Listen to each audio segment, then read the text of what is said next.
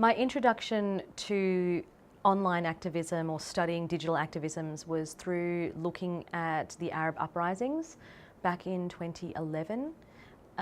So I had a friend who was doing fieldwork in Middle Eastern countries and looking at the sort of different implementations of policy after the Arab uprisings. And that sort of sparked my interest to look at the role of digital media within that, given that I had the background in social media. And a lot of that scholarship at the time emphasized the connectivity. It very much kind of was around Twitter caused the Arab Spring kind of rhetoric.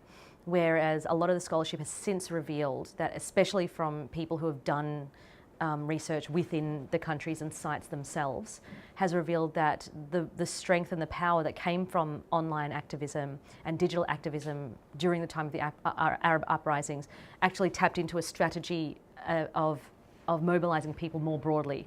So social media became one of many strategies in this powder keg of political engagement. So that became the background of looking at digital activisms. The second one was through the case study here in Trinidad. At that time, it was discussion around Dr. Wayne Kublal Singh's hunger strike in protest of the construction of the Debe to Mondazia highway. So I wanted to look at, this was an event that was unfolding on old media, so on TV, in newspapers. There was very much a conversation and commentary around issues around economic and environmental progress, degradation, that sort of thing. So I wanted to see how that was playing out on digital media, not just to the groups for whom, to the groups who were concerned with the issue, but also people who weren't directly involved.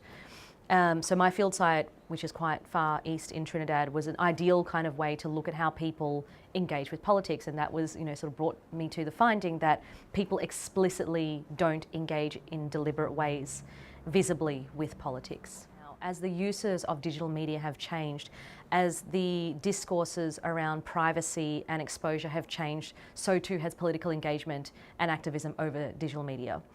And as you notice, I'm also emphasizing digital media rather than social media, because at that time Facebook was the dominant platform. And it was Facebook largely on laptops sort of going into uses of smartphones, whereas now it's very much the device is just as important as the platform. The mobility and portability of the device is just as important, and it has also transformed the way that people engage with activism. One of the things that has definitely we've seen a shift in is that move from collective organisation to micro expressions and micro rebellions and micro forms of dissent that commentate on issues that were previously more around collectivist activist movements. There's definitely more of a vocabulary around the everyday instances of oppression that are linked to larger structural forms of oppression and violence. Me Too, hashtag Me Too, or as one participant said today, I'm a Me Too, that she heard someone say here in Trinidad, which, given its own inflection. So how people have, we are seeing that with the intimacy and privacy around uses of digital media has changed, so too have the instances of privacy and personalization of forms of persecution that were largely linked to structural forces. We're seeing more stories emerge, more perspectives emerge, and more commentary emerge from the personal. So more than ever, the personal is political.